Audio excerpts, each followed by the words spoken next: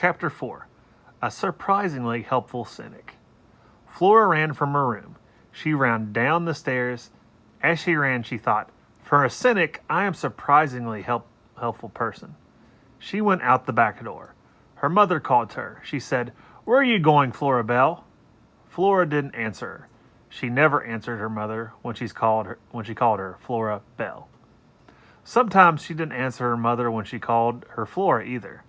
Flora ran through the tall grass and cleared the fence between her yard and Tickham's in a single bound. "Move out of the way," said Flora. She gave Mrs. Tickham a shove and grabbed hold of the vacuum cleaner. It was heavy.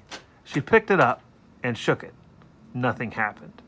She shook harder. The squirrel dropped out of the vacuum cleaner and landed with a plop on the grass. He didn't look that great. He was missing a lot of fur. Vacuumed off, Flora assumed. His eyelids fluttered. His chest rose and fell and rose again.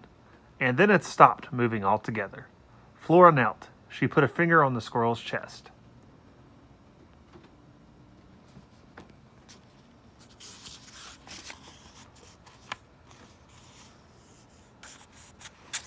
At the back of each issue of the Illuminated Adventures of the Amazing and Casto, there was a series of bonus comics. One of Flora's very favorite bonus comics was entitled "Terrible Things Can Happen to You."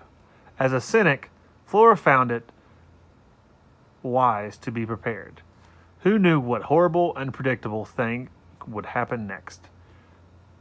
Terrible things can happen to you detailed what action to take if you inadvertently consumed plastic fruit.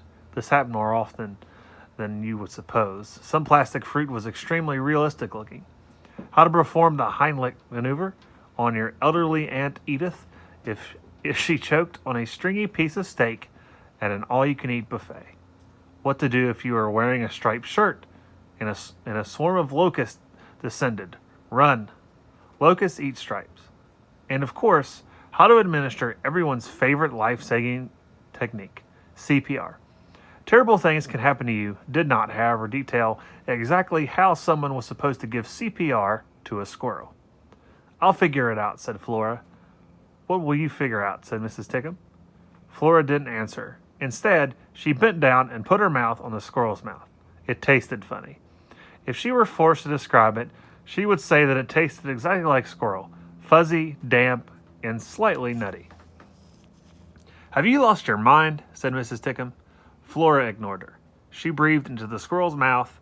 She pushed down on his small chest. She started to count.